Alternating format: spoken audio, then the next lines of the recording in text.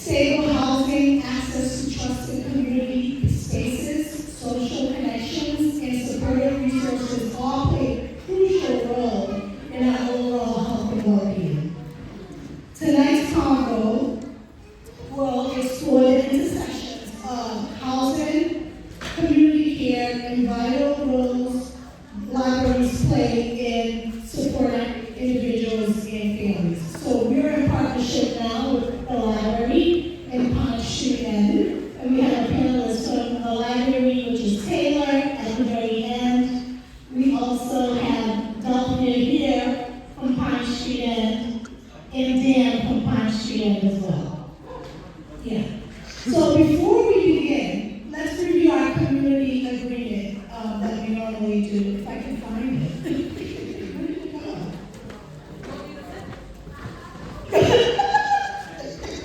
I'm all over the place. Yeah. This community agreement is just to help create this respectful, welcoming space for everyone, so that way we're all on the same page. So listen with care, hold space for each other by practicing active and compassionate listening, whether you're a panelist or a community member. Step up, step back. Share your voice if you haven't spoken, and make space for others if you've spoken a lot.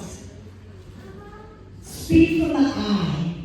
Share your personal experience instead of generalizing for others. Honor all forms of expertise. Professional training, research, and lived experience all contribute valuable knowledge. Create space for different voices and ways of knowing. Panelists are here to share knowledge and lived experience, not medical advice. Please consult a licensed healthcare provider for personal medical concerns. Let's assume good intention and focus on the impact. We may not always get it right, but we stay open to learning and repeat. One mic, one person at a time. Avoid side conversations like right now. Respect time. Be mindful of the time so everyone has a chance to share. And community care. Feel free to take care of yourself. Bathrooms on the left. There's 2 bathrooms on the left here. Grab some water. If you need to use the bathroom, feel free to do that. You need to go outside, get some fresh air. Feel free to do that. Does everyone agree with that? Yeah. Woo! Thank you. So, we want to hear, before we begin, we'll begin next. We'll get into the panelist discussion, and there'll be opportunities for questions along the way. Usually I like to pause and get questions or comments from the audience. Well, we love to hear from all the panelists. We want to know who are they, right? So, for the panelists, share your name, organization you're affiliated with, your role and the work you do in the community. Dan. Thank you. Thanks, Rosie. So I'm Dan Clague. I'm a mental health clinician. I started out as a clinician at Pine Street and did that for about 25 years, and then I joined the street outreach team, the behavioral health outreach team, and I've been with them for the last 6 years. And I think that was it, right? Yes. Here's Don. Hi, my name is Delphia Bizzell. Most people call me Del. I work for Pine Street as well.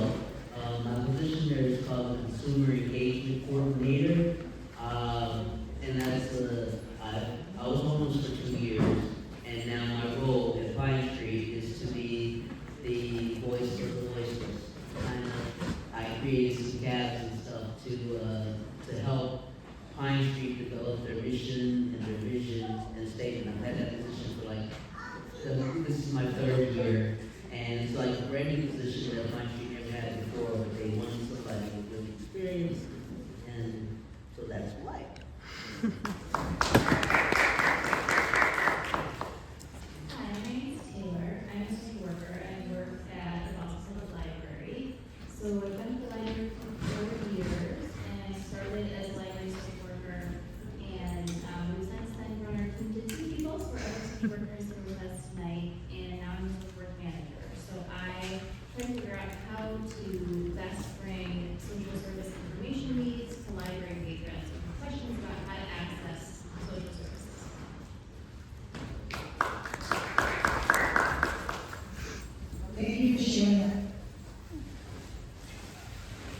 Thank you, Sheila. Yes. We're happy to have you all here with us tonight, so thank you for taking up the time to be here in community. So Vital Connection Partnership and Boston Public Library have come together to support individuals and families experiencing homelessness and housing insecurity. Through collaboration, education, and community dialogue, including a series of micro conversations that will be taking place in the coming months at the Boston Public Library, our goal is to increase awareness, reduce stigma, connect people to resources, and promote pathways to housing, stability, and well-being. How many people have a library card here? Raise your hand. Okay. How many have checked out a library book? One more question. How many of you have gotten discounted museum passes from the library?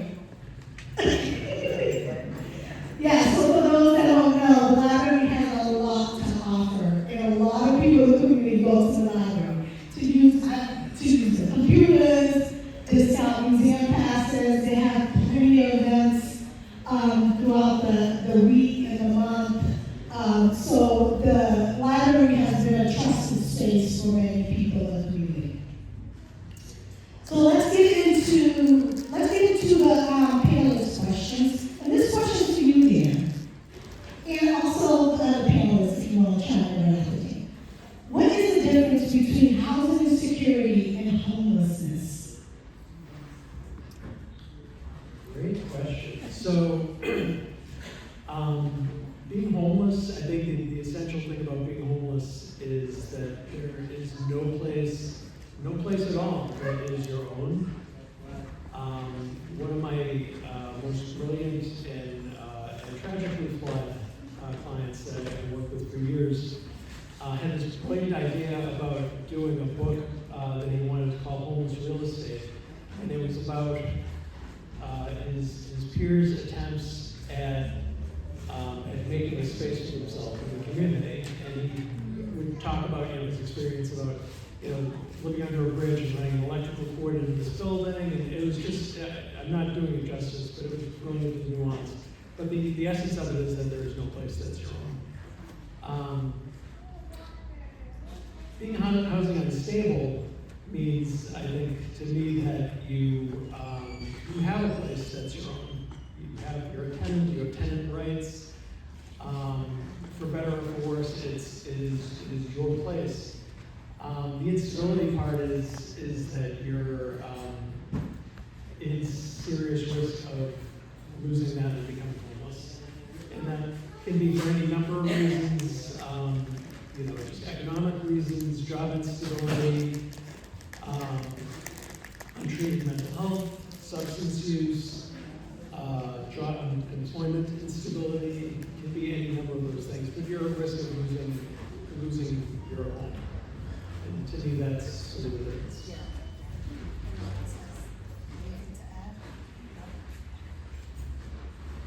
Yeah, I was looking up some stuff. I was researching the difference between housing insecurity and homelessness. And this is what I got. He said a lot of it.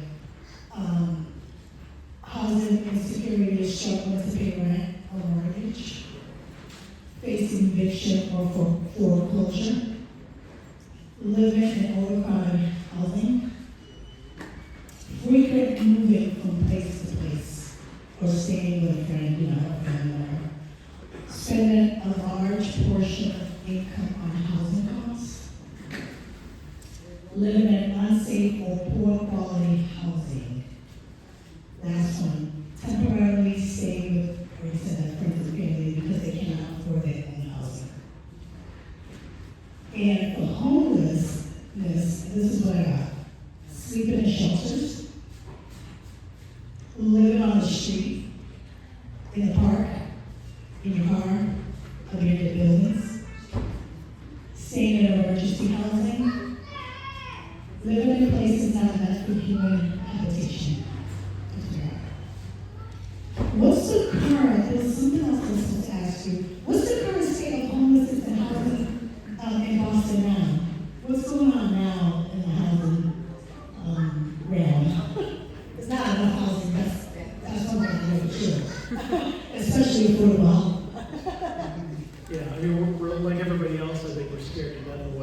happening with HUD and the government, and worried about funding being pulled back on housing that's already being provided, other programs that are working on getting people into housing. All that being said, the current status in Boston is that the overall housing numbers for individuals last year went down by 6% during the census. For families, it went down 34% compared to the previous year. I think a lot of that had to do with the immigration crisis, so-called, that we were dealing with. So we just had a ton of families that were homeless in Boston, and Pine Street Inn had very little to do with that as we work with individuals.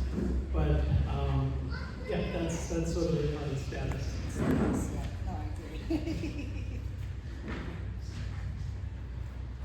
And moving on to the role of the library, Taylor, this is for you. Can you tell us, and I know the library now is providing social services at the library, and I think a lot of people probably don't know that. So can you tell us about your role at the library and the current supports that are available to individuals experiencing homelessness or housing instability?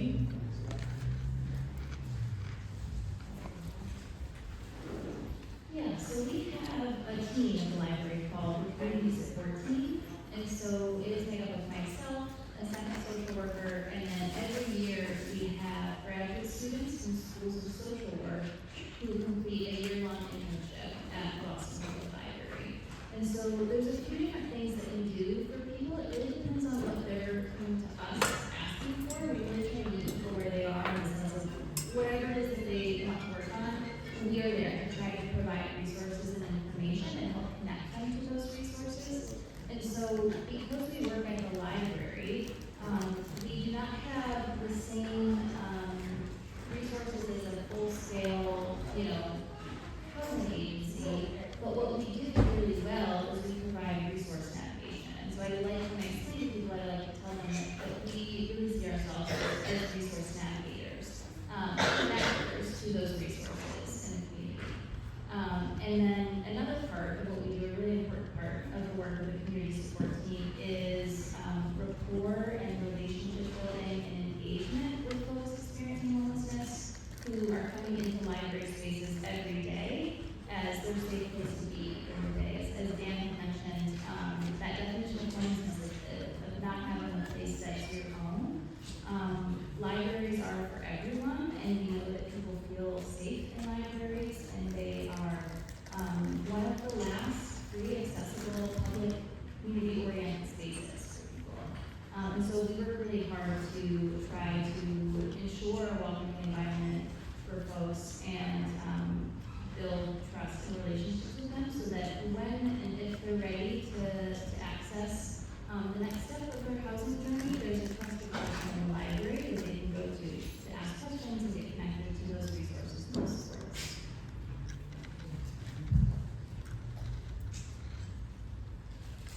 Pause there. Any questions? Or take it again. Mary, can you grab a mic?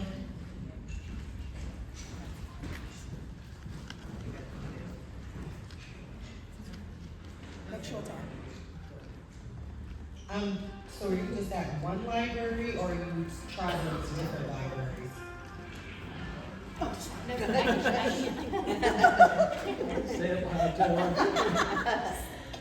So it ebbs and flows based on capacity of our team. So we had, I would say for the last year, just because we had reduced capacity, been out of the Copper Library in Back Bay. However, with the addition of our new social worker, she is hosting a weekly drop-in hour / coffee program at the Shaw Roxbury location, and then starting in July, she'll be at the Common Square location as well, just down the street here. And so one of our goals as we build out our team is to make sure that we're offering these services in branches as well. Oh, and just one last thing, if anyone wants more information on that schedule, we have some calendar flyers over on the corner of this table for June, July, and August that list what our times are and where we are. Yeah, go ahead. Just to echo what Taylor was saying, so the Boston Public Library has been one of the outreach program's oldest partners, longest partners. The libraries are the safe space, right? It's where everybody goes. People go in there to ask just all manner of questions, not just people that are homeless, but everything you can think of. They're going into a library and they're asking librarians for those answers, so there's tremendous pressure on that. Our outreach teams go into many of the libraries. I don't think there's, there might be one or two that we haven't spent a great deal of time in, just because the libraries are such good partners. They're where we can find people that are homeless to try to engage them there. And yet the libraries are just a safe place to do that. They're great partners. There was another question Yeah, I have a question. High Street Inn, is that just for men? No. Do you have family shelter?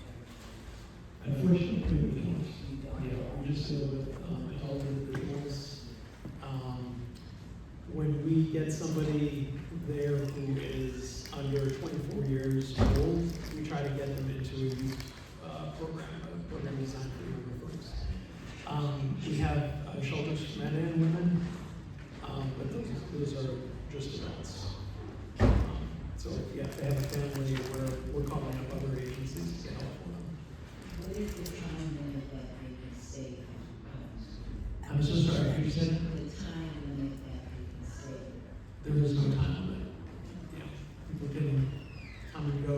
People can, if they get a bed, if they have enough beds and they actually get a bed for that night, as long as they're back the next night, they can retain that bed.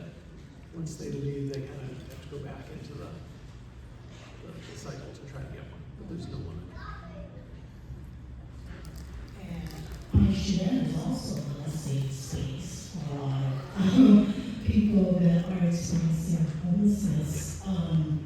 Dan, can you tell us about the work Punishment is doing to support individuals experiencing homelessness in the community? I know they also provide resources, programming to really meet people where they're at, and also I know you guys also house individuals. I used to work for Punishment years and years ago, and you guys are great at supporting people and helping them stay housed. Our first permanent supported house was in 1984, I think. I think, Rosie, what, in large part what you're talking about is our outreach team. So we've had an overnight outreach van that goes out to the community 365 days a year. They've done that since, I want to say 1986, maybe, somewhere in there. They've been around for years and years doing this. I run the daytime outreach services. We have a team of clinicians and other specialty trained staff that go out and cover the whole city. We have 6 different routes throughout the city. And yeah, I mean, there's really, the only criteria is that you have to be homeless. And we'll talk to you even if you're not homeless. If your housing is unstable, we'll still talk with you and try to direct you to resources. But the lion's share of our clients are folks that are unsheltered on the street. We try to get them to go to the shelters. A couple of years ago, we surpassed the number of shelter beds by the number of permanent supported housing beds. And right now we're at about 1,100, which is quite a bit more than the shelter places that we find. We have training programs for anybody, sheltered or unsheltered, food service training, building maintenance trainings. People get certifications and they're able to find work from there. We have a couple of smaller transitional shelters that provide a little bit more stability to help folks kind of step out of the shelter. We have a robust housing placement. I can't say program because there are several different kinds of programs. It's a diversity of approaches, which is really kind of the thing that you need. Yeah, you want to question that, so we want to add on to it. Any questions for them? 'Cause I know you guys want to know about my children. I have a statement and a question. I just want to make a statement, earlier to my left, you had mentioned, affordable housing, which is one of our biggest problems in living in this underserved community, not being able to make enough money and yet building all these, houses that are not affordable, but using the word affordable housing. I just find that as far as you would know, being a mental health counselor, that is destroying a lot of our mental health in this community because we can't afford the affordable housing. We're working hard and it's causing medical problems, etc. And my question to you about Pine Street Inn is, how do you guys accommodate a person that has a chronic disability? Because I was told, when you have these disabilities, I'm not asking you medical advice, I'm just asking, how do you accommodate a person that comes there with a medical disability? Because they consider these shelters wet shelters, and if you have chronic disabilities, you're on a lot of medication where you can't move around like that. Some mornings you might can get up, some mornings you might can't. So I just wanted to know, do you guys accommodate and how? Great question. So one of our partners within the shelter is the Healthcare for the Homeless program. So they are able to provide a lot of medical services for folks that are in the shelter. I think one of the things that we can't accommodate are folks that have extensive personal care needs. So we do require that if somebody's coming in, for example, in a wheelchair or crutches or whatever, they need to be able to self-transfer over to a bed. We don't have the staffing that can provide like the care that everybody would need to do that. So that's sort of, I think the bottom line for like who we can't accommodate. But they don't turn people away, like in the wintertime. If somebody comes in, if they're coming in a wheelchair, they're not asking, can you accommodate? If it's, the wintertime and it's 11 o'clock at night, they're just bringing you into the cafeteria in our overflow area and saying, yeah, just stay here for the night, you're fine. People don't end up homeless because of like one problem, right? You don't just lose your job and become homeless. You don't just have a head injury and become homeless. You don't just have substance abuse issues and become homeless. It's always like multiple spheres, multiple systems that have failed you that are kind of behind how people end up homeless. So the answers are never easy on how to kind of get folks out of that situation. And I think we strive to listen to everybody's story that's coming in. And everybody has one, everybody is different. I mean, I've been doing this for 31 years and a day hasn't gone by that I haven't learned something. And often it's from the people that I'm serving. So I think that's how we approach that is, I'm gonna sit and listen to you until we both feel like I have an understanding of what your problem is coming in, or what some of your problems are. A month later, I'll have more of a knowledge of that. So I guess, does that help? Thank you. Thank you. Thank you for your question. Another question, comments? Yeah.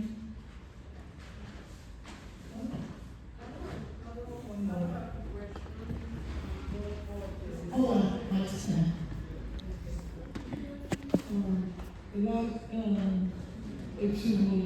You just said everybody have a different problem until you become a homeless. I'm not familiar, I've been here almost 40 years. I'm from 18 and then not sure these are certain people on the street. Here, when I see the way you work, it's okay for people to sit on the street. And whoever, young people, people who have 4 or 5 kids. There's people who work, who cannot afford the rent. The judges, 99% of them are cruel. The lawyers are no good.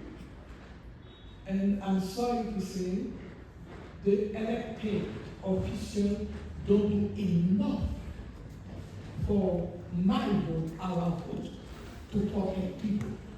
Because if you allow people to do a work, then train it. If you don't train them the way they're supposed to be trained, it will always be like that. I know I'm going to finish. I know a man who's been sleeping in a park for 60 years. His name is on the list at Section 8 Boston Housing Authority. Who is this man? Somebody who traveled or who combat for this country. I'm sorry, for me, what I'm that's a shame. Is that pretty cool? Prevention is the good thing. Prevention. Sorry, I will understand my age. Oh, prevention is the key, yeah. Thank you for that. Let's move on to the next question. This one's for you, Delphia. Would you be willing to share your experience with homelessness and housing stability? And what were some of the challenges you faced during that time? And what helped you navigate those challenges and move forward?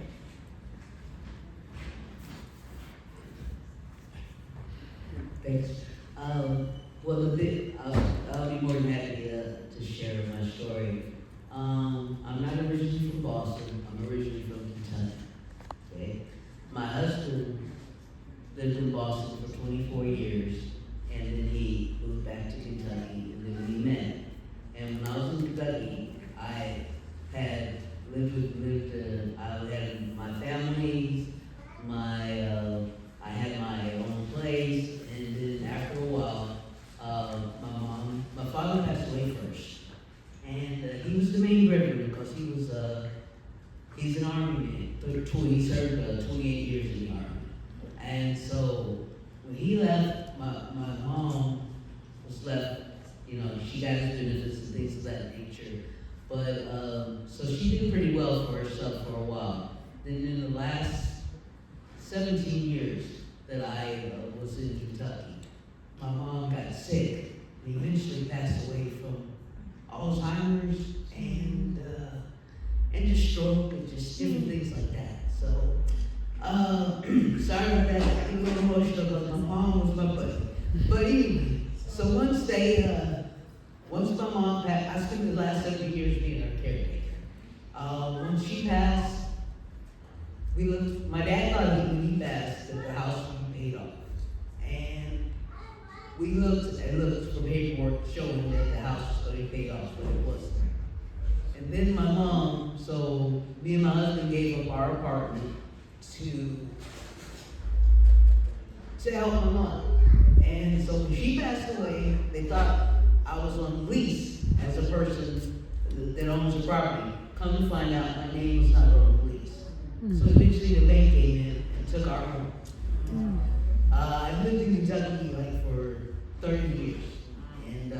And my mom and dad were in their 50s, and so, we thought we were pretty stable, but then we lost our apartment. I lost our house. So me and my husband wound up, in the streets of Kentucky, walking around. And so after that, he had a sister up here in Boston. He called and he said, well, let me call my sister and see if she could bring us to Boston. So we called, and she said sure. So she gave us a bus ticket, and we moved up here to Boston. We stayed, we moved in her house. So when me and my husband came, and we thought, oh, this is cool. We're gonna have a place to stay. We're gonna get to make a living, and do better, get some security. We came in the middle of winter, 2017, and we was at his sister's house for 9 days, and she put us out. We had no reason, we don't know why she did it, but when she did it, it was 24 inches of snow on the ground and -4 degrees. My husband hadn't been here in 24 years, and I've never been in Boston, so we had some health problems, which was another reason why we came here. So we wandered around the streets for like maybe a couple of weeks, and then we slept inside Star Market's doorway, and every time someone came in, wind would rush in behind them. My husband never slept because he was worried about me being safe. So we wound up talking to his cousin. And his cousin said, "Oh, you can come stay with me in Charlestown. That would be fine. All you gotta do, only thing I ask you to help me get my house clean." He said, "Oh, cool, we can do that." We go to Charlestown to live with her, and we didn't know our house was like a hoarder's house, so she didn't want us to touch anything. And then after 2 weeks of living with her, she did the same thing to us and put us out in the snow. A same thing, 24 inches of snow and everything. So I've never been to Boston. My husband hasn't been here in 24 years, so it really changed a lot. So we wandered around. Like I said, we stayed in the Star Market. We stayed in the Marriott Hotel lobby, trying to make it look like we were people. We were guests in the hotel. Well, after a couple of weeks, they figured it out, and so told us we had to leave. So we had like $20 between the two of us, and as you know, $20 in Boston doesn't go very far. So we wound up at the Haymarket, and he said, "Honey, find some shelters." So I just Googled. I said, "Hey, here's some shelters," and we thought we'd be able to stay in the shelters together. Come to find out that there were no shelters in Boston where husbands and wives could stay together. The only way you could stay together is if there was a child involved, and then they would separate the mother and the child and give them priority. So we've been married 25 years, never been separated. So I eventually found a shelter that was close. He was at 112 Southampton on the Massey-Cass area, and I was at Woods Mullen. And so it's like a block between the two. So we made every day, connected every day to make sure that we could keep that bond. And the first thing we heard when we got there was like, "It's going to be 5 years before you guys can have a home." And we said, "What?" We couldn't believe it. So we did a lot of homework on our own. We didn't have the resources of the library. And at the time when we came, the library was like, "You guys can't be in here. You guys got to get out of here. You guys got to stay." So it's great to hear that. That the libraries are now safe places. So we worked really hard, putting in applications, and eventually, we got an apartment in Chinatown. They were giving, they had set-asides, which is our apartments that are set-asides are apartments that they set aside for homeless communities, and you have to have a certain amount of money, and there's a voucher attached to the housing. So we got that place. So we live right in the heart of Chinatown where the Chinatown tea stop is, so that was a blessing in disguise. So we only wound up in the shelters for like 2 years, but that was still a very trying 2 years. And we had no idea, like you said, what wet shelters were. We had no idea. When we went there, we were like, "Oh my God, what is this?" Because I've never been homeless, he'd never been homeless. So we just determined, and we got our place, and I started getting involved with different advocacies and different organizations.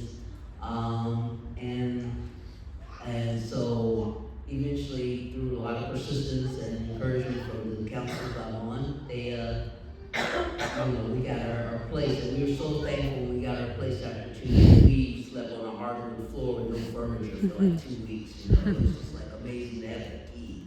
And so now it's like a full circle moment for me, as I was just telling some of these ladies here. Just recently honored at the Massachusetts Housing and Shelter Alliance Home for Good spring fundraising event, where I received an award for the Representative Brian Rushing Award for my commitment to housing. And it was it's kind of crazy that this is happening. And there were also I received a citation from a senator congratulating me on all the work that I do, and I also work with I'm a Winterwalks Board of Directors, Master Valley Shelters Board of Directors, the advisory council to the mayor, to end homelessness, and the interagency council for the governor about to end homeless. And I go around sharing my story with many people to try to let them know that I'm just one story, and that the homeless person you see is not just a drunk on the side. You know, nobody says, hey, I'm gonna wake up, I wanna be homeless. Hey, I wake up, I wanna be addicted. It just, like Dan said, there's a mental health, there's drug addiction, there's, like I said, I lost my house due to the fact that we were on the lease, and we were in middle age, so that made an even bigger difference. So, to be sitting here talking to you guys is just amazing to me and unbelievable, and I'm just very thankful.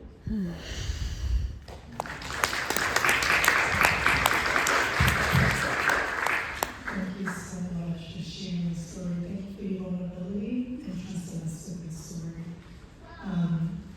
Wow, anybody has questions for Delphia? But she works with me, she works too, so I want to ask you this. Yes. Blessing on top of blessing. It is a full circle moment for her. Now you're working with Pine Street Ed that wants help you. Sorry. Go ahead. Yeah, go ahead. How you doing? Thank you for sharing. Thank you. I want to also thank you, second, for your vulnerability, and I admire your perseverance. It's a lot that you went through mentally, with people casting you out.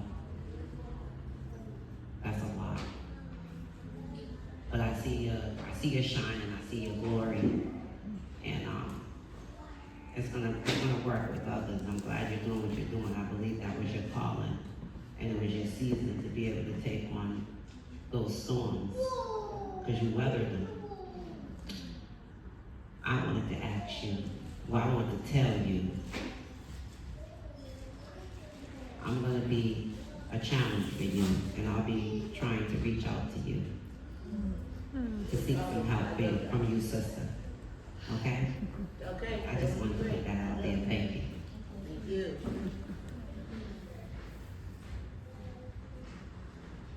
Anybody else, man? So, we're good? You're working for Pine Street, an organization that actually helped support you on your journey to stable housing. Can you yeah? So, can you share a little bit about your experience of what it means to be in your back now in a role where you can support others facing similar challenges? What's that mean to you? That means everything to me, because my position at Pine Street Inn is it's a position that Pine Street has never had before. It was specially designed for someone with lived experience, and my job there mainly is called the Consumer Engagement Coordinator. And what I do, I've created 2 consumer advisory boards, one in the men's inn and one in the women's inn, which is made up of guests in the shelters. And they help us with Pine Street with their visions and policies, and they'll come up to us and say, ask me, using a lived experience lens, what are we missing? Are we on the right track? Things of that nature, and to see the people and their reactions goes well beyond anything, because I wanted them to see that I'm right where you were, and I've never been homeless. I didn't have any problems. I had 3 degrees to my name. I graduated from college 3 times. So what Pine Street did for me is they gave me the opportunity to be this consumer engagement coordinator. Because I wanted to show people that because you're in a shelter does not mean that it's the end. It's just the beginning of a journey. And to see this, from being homeless to being able to go give back. Because I spoke at Harvard, I spoke at Tufts, I spoke at, all these places that I never would have even imagined. You say, you want to talk to me? What? And so it's just the greatest feeling in the world when you see somebody and say, you inspire me, I want to do more. And that's what I want to see. And I want people to see that the homeless person is not just the person you see on the street, laying out on the street.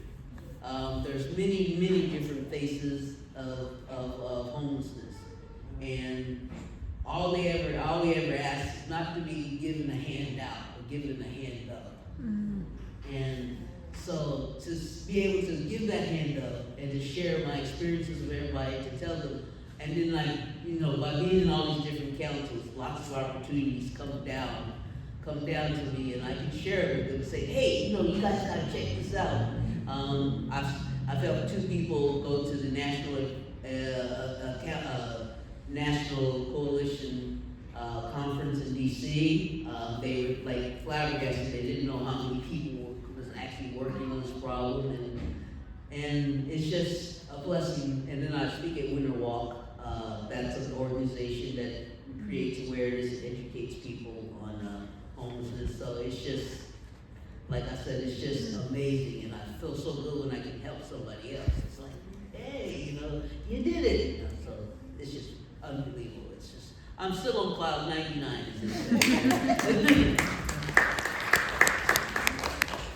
And we are so lucky to have you. Street, you have no idea. People in the shelter, a lot of times, they don't want to give feedback that's desperately needed because they're living under the agency's roof. And if you speak out, what's going to happen to me? Am I going to get targeted? So, it's such a gift to have somebody that can kind of elicit the feedback that we need from yourself. Yeah, I don't know if it was you, and that said we're closer to being homeless than becoming a millionaire. Paycheck. Every single paycheck, right? So just know that it can happen to any of us at any given time. We're home, nothing's guaranteed. Taylor, this is for you. I'm curious to know, at the library, can you share a success story or example of how libraries have positively impacted individuals experiencing homelessness?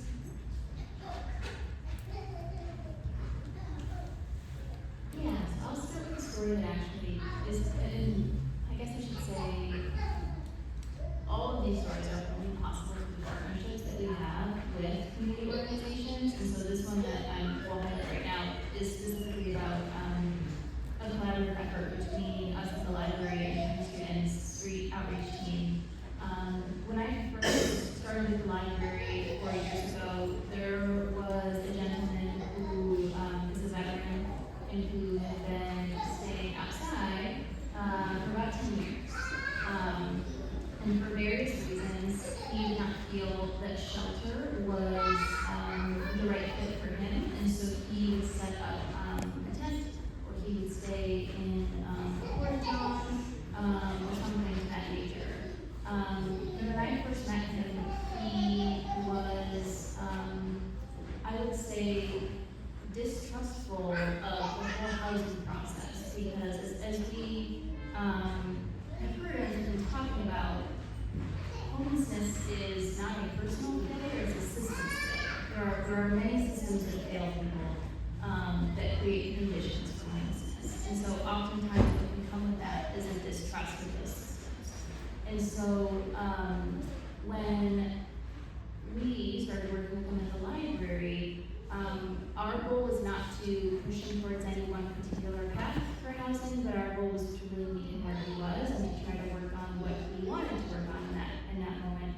And really to try to, again, as I mentioned earlier, develop that relationship with him over time so that if and when he wanted to take a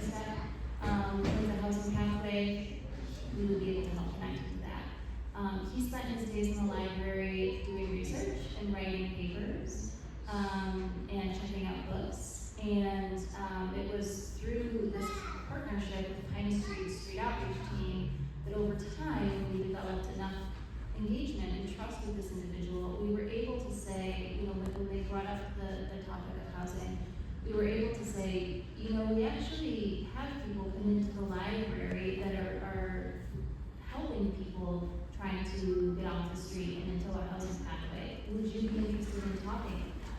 And it was through that connection that this individual, who I'd like to share, is now housed in an apartment unit specifically for veterans.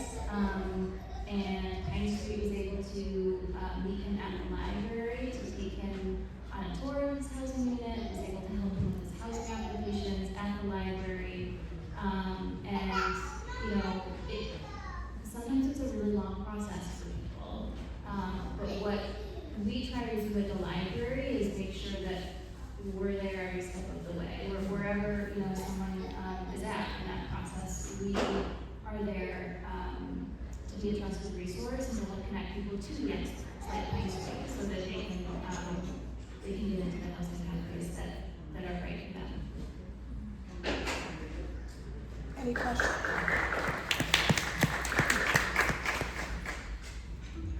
The library is doing great work.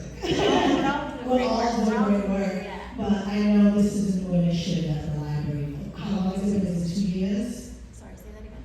I know this is a whole new initiative at the library. 4 years. Mhm.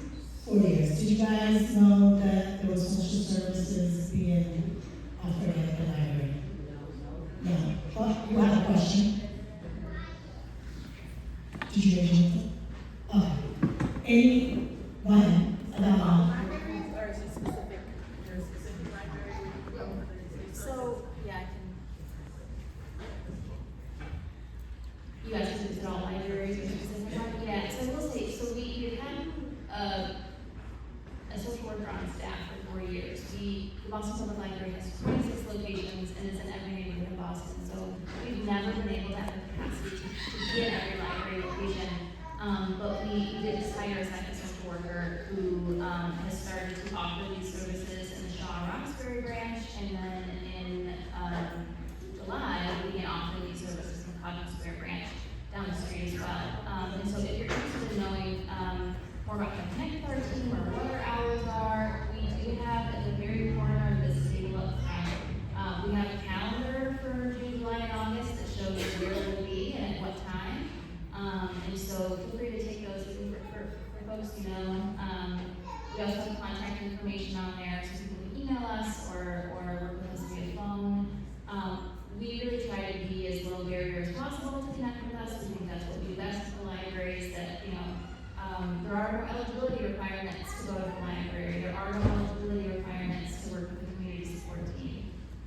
We always tell people, you know, even if we aren't able to tangibly help you with what it is you're looking for, we will work to connect you to a resource that can. That is what we want to offer people. And do you offer services that teenagers do, or just adults? So we don't turn anyone away for age. I will say we tend to see adults more frequently. But yeah, we have worked with teens before in the past. Thank you. Any other questions? The library services. Comments?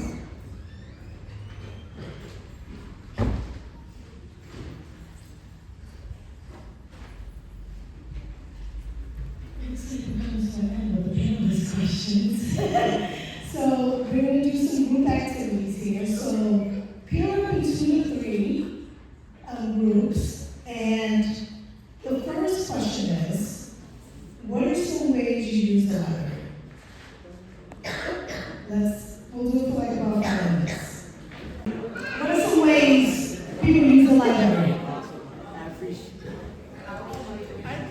Mike is coming, because I can't hear you. I just use it like a little, and they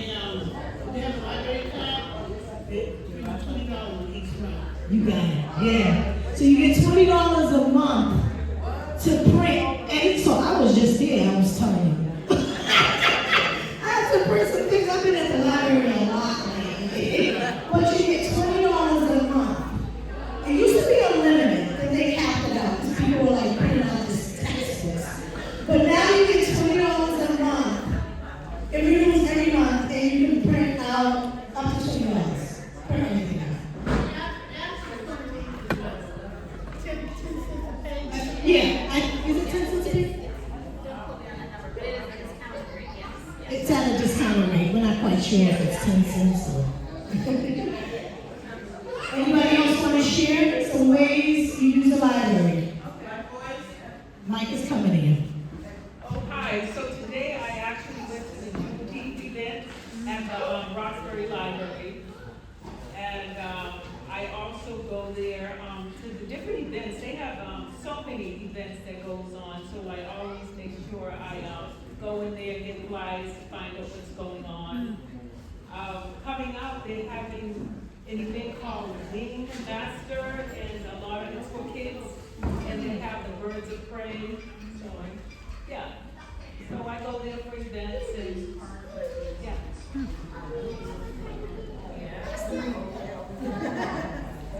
So me being a new mother of a 3-year-old, we live at the library.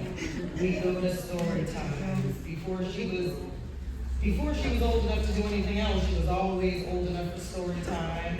You know, they have mommy and me play groups. They always have really cool events for the kids. Oh, and at the Dudley Square, Indian Branch, they have like the food lab where they have the cooking classes. You can get passes to the to the museums there. There's just so much to do, and it's such a valuable resource and so important to us.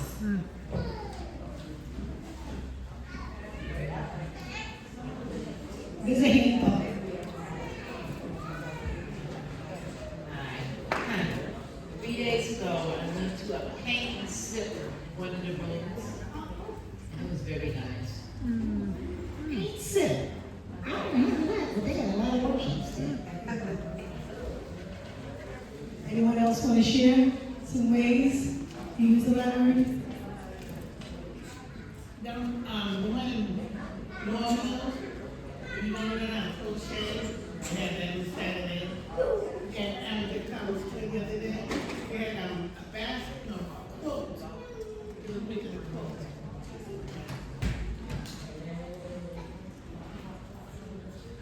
I go to the library and do puzzles. Puzzles. Oh, they have puzzles there. I didn't know that. We're learning a lot about the library.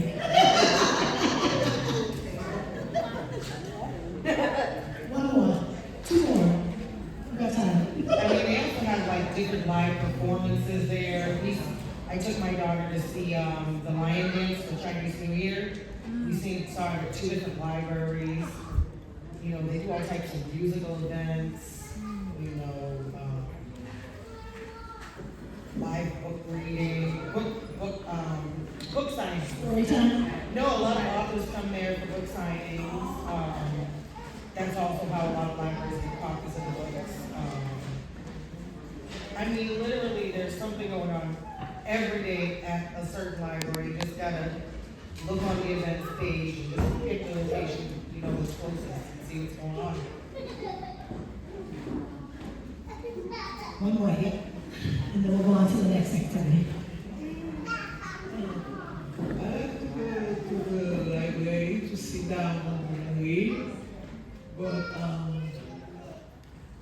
every month of April, I would have to have some seeds to plant. I can have some good tea. I love to do that. Tea, you get a seed, you plant them, and then by the time it's winter came, you got lots of mint and all those things. Sage, all these things. You use them, you save some for the winter, you can have some good. I like those seeds. They have seeds too, yeah. I didn't know that's what this year. Anybody else?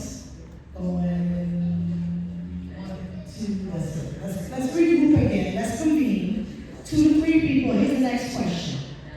Would you feel comfortable meeting any of your current or previous service providers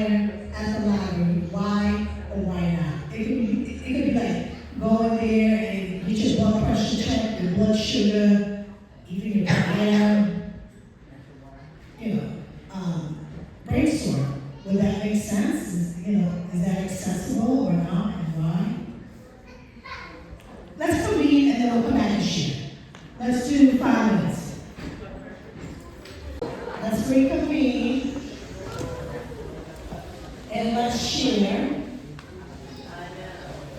So would you feel comfortable reading your service provider at the library? No. Read that. Raise your hands up. What did you guys talk about? We want to hear it. I said, yeah, I would be open to it because it's convenient and I feel safe at the library, so.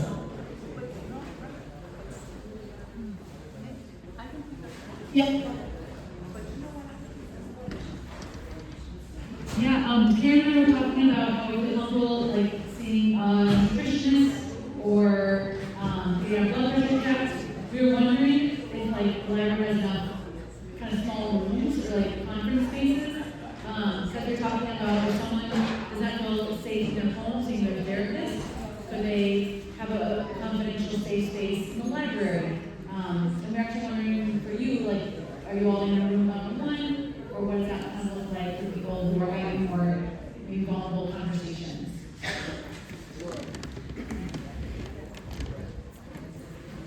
Yeah, so it depends on the location, because every location has a very different layout and different access to those individual rooms. But at Copley, we have a desk on the floor that looks like any other public service desk that you might walk up to, and then we have an area behind it that is a little alcove that creates a bit more of a private space for people.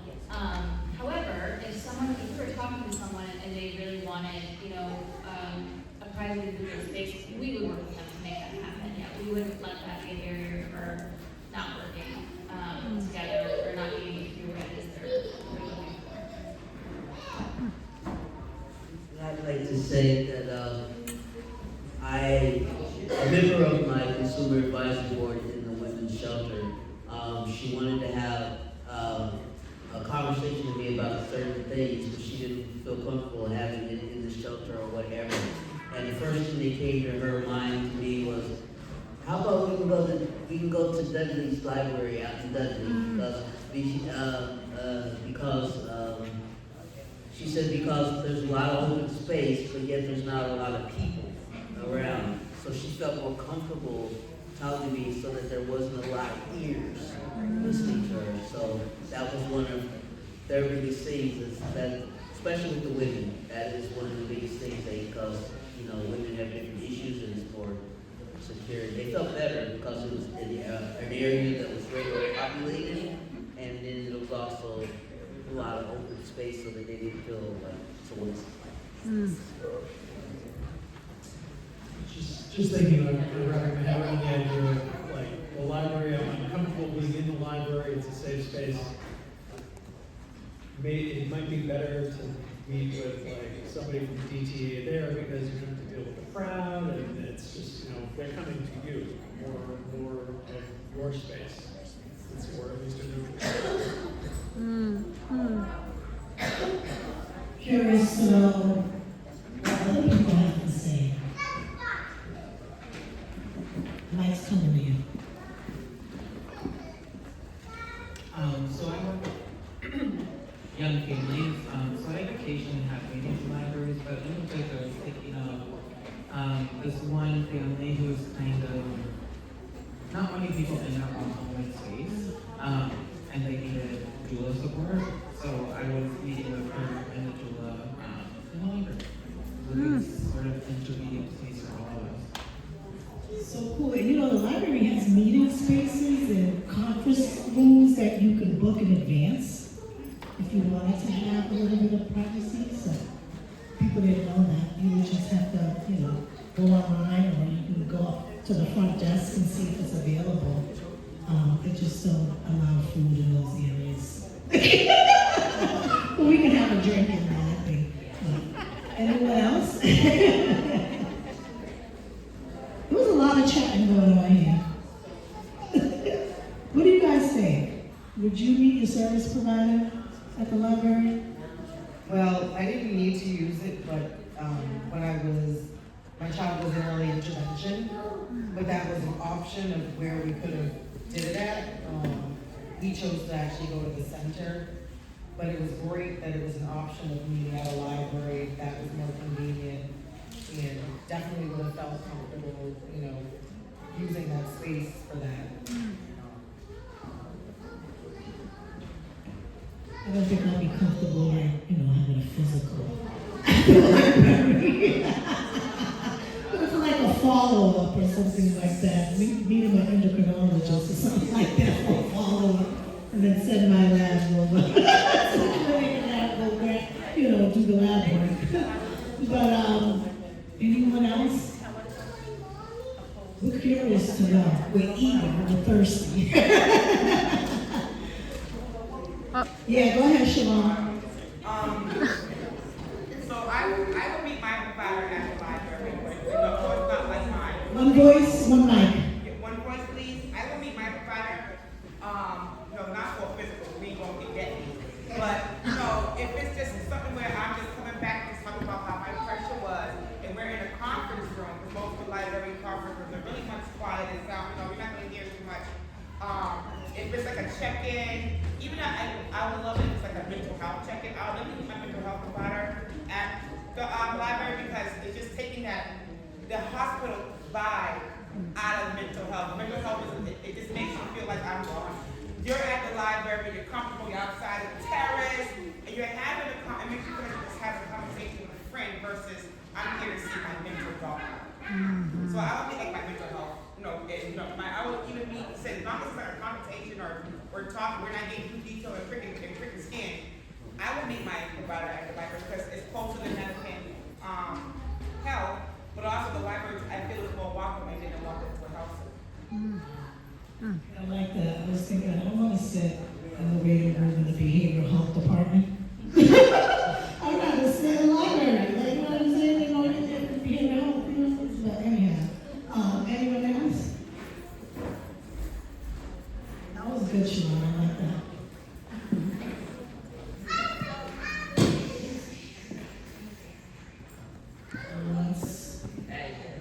Don't be shy, y'all. Come on now. I just wanted to say on Tuesdays, the family van, they come down to Citizens Bank. And so you can get on this family van and get your blood pressure, diet, sugar, and cholesterol checked. And in addition to that, they are also over at the library during that same time. So they check you the same checks. They do the same screenings. Testing. I'm sorry. That was Boston Public Schools have me working so hard. My brain is like frozen right now. Yeah. So they do the same testing over at the Roxbury Library as well. So it's every Tuesday from I think 9 to 1. Yeah, I didn't know that. Did people know that? Okay. Some people did. No, you said no, yeah. Anyone else? Go ahead, Mary. We actually just had a random question. I was wondering if I can. Oh, yeah. So we were talking about how the landscape for people who are homeless has probably changed a lot because people don't have as much cash anymore. So I'm thinking about the people who I see often on the streets who are coming up my car. Before I'd like, oh yeah, $1, $2, but now I don't carry cash anymore. And so I'm wondering if like that's come up in conversation ever, like for people who are like looking for support in that way. Yeah, because that was something that we talked about. Like sometimes we don't know what to do. We're like, oh, I don't have food in my truck. I don't have any money. So like access points to support people who are in need of support, but we don't have anything on our bodies. I always have cash. So I always give the money. Anybody else have anything? Gift cards are really good. Oh yeah, the Gift cards. Gift cards are really good because when you're homeless, you don't really have a lot of money. So you can walk somewhere and they say, "Well, here's a $5 gift card." They're like, "Ooh, $5! I can go get my coffee, or I can go, you know." So a lot of times they don't want the actual money. There is some that want the money, but most of the time they would prefer like just a gift card. So they can take it anywhere, like a gift card like from CVS or something. You know, use it at any CVS because they're always traveling. Yes, definitely that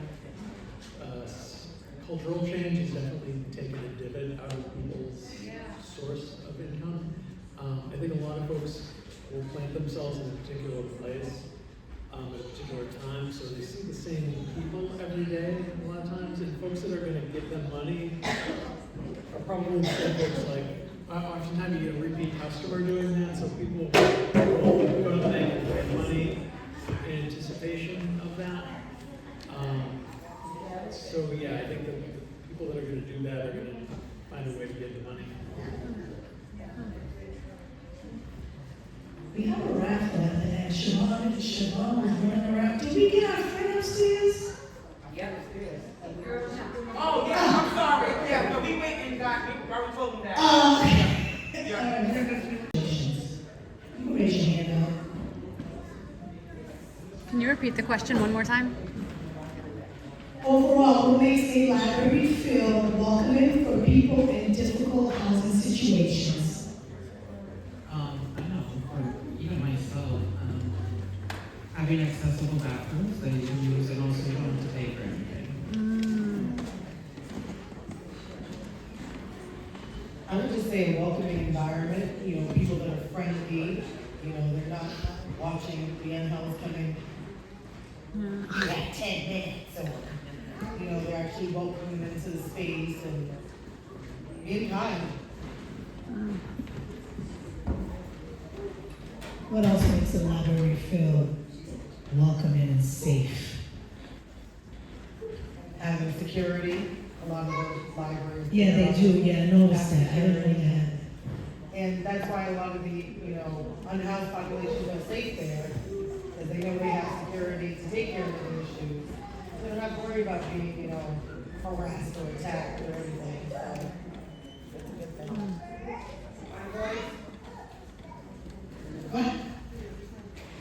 Believe it or not, another reason why we've seen this welcoming is aesthetics. When you walk into a shelter, you see where you have to go through security and scan your bags and all that, and everything's like a gray tone or a brown tone. But if you go to the library, you see some green, some blue, some red, and that's very important to you don't feel so institutionalized. I was thinking of temperature. It's hot and humid. I'm trying to go to the library. It's amazing. It's cold. Trying to get in there. And it's warm. Like you said, environment matters. Anyone else? Go ahead. I don't know if anybody said this as I'm moving around, but for me, a library feels like a safe haven because for those people that are homeless or are without jobs, that's the first avenue to looking for a job. You have internet access, you have a printer, you have a telephone, and those things that you need to sustain economic stability in your life somewhere. I agree with all that. Anyone else? Thank you, Danielle. You're working. Okay, good afternoon. I would like to know what are the mayor doing, or the governor doing about the housing in Boston? I don't know if any of you can ask that question, but I see a lot of houses going up everywhere and people still homeless. I'm just trying to wonder about any of those affordable houses that are going up, or you wouldn't know. It's hard, yeah, I can say some things. I'm not really prepared for that question. I've done some research, but yeah, I mean, I think Pine Street just opened, Olivia in Jamaica Plain, that was, I think, around 300 units there, 200 units. There's a lot of units. There's another one that just opened up, not in Morrissey, yeah. So I mean, I think, I I'm not trying to promote anybody, but I think the city has been relatively supportive of those efforts that have like been going on for decades to kind of get those things happening. But yeah, it's way out of my scope. Expertise. I can say this, I'm a part of the Interagency Council on Homelessness, which is ran by the governor and the Lieutenant Governor Driscoll. And we just had a meeting, and they have opened up some possible affordability housing. But the biggest thing that stops a lot of this affordable housing is that we get a lot of pushback. Saying, I don't want that in my backyard, I don't want that homeless person there. We have to get past that stigmatism. So they're working on it, and I'm also part of the Mayor's Advisory Council, and they're working on these issues, but lots of times they're running into the stone walls of, I don't want that in my backyard. And but our philosophy behind that is, if you don't want us in your backyard, one day we'll be in your front yard. So we keep working on that issue all the time. And with the state of the funding that the government wants to take away, it's preventing a lot of housing from going up. Once again, so grateful that Dell is working with Pine Street. Any final thoughts, comments from the panelists? No. Just thank you. Thank you all for sharing, for being here. Thank you so much for taking out the time to be here with us in the community. Somebody else has a question? Yep. Oh, I didn't have a question. I just wanted to say that there's a lot of houses going up. You know, if you drive, I mean, there's probably, I've seen like about 25 developments going up in the city of Boston, and you can go on the city of Boston's website to see the houses and to and sign up, so when they have a lottery, you can put your name into it. Also, there's mass housing, and they have, they're on Dorchester Ave. If you put in mass housing, you're able to look at the listing. Also, you're able to do first-time home buyers, education, and stuff like that. So there are a whole lot of units. The only dilemma that I see is they call it affordable housing. So if you make $75,000, $85,000, you know, when you're single, you're out of the ballpark. So that's, but you know, if you make 50, 60, 70, you know, you're able to participate in those projects. So we've come to an end. Thank you so much for being here today and participating, and you know, just your time and energy is so important to us. We have a library services here, library survey here, and we're trying to improve the services at the library. So Mary's gonna go around and give you a survey, but we also have the QR code. So you can just do it on your phone, or come around, you can scan that. This is really important. Do you want to do that, Erin? But, okay, thank you.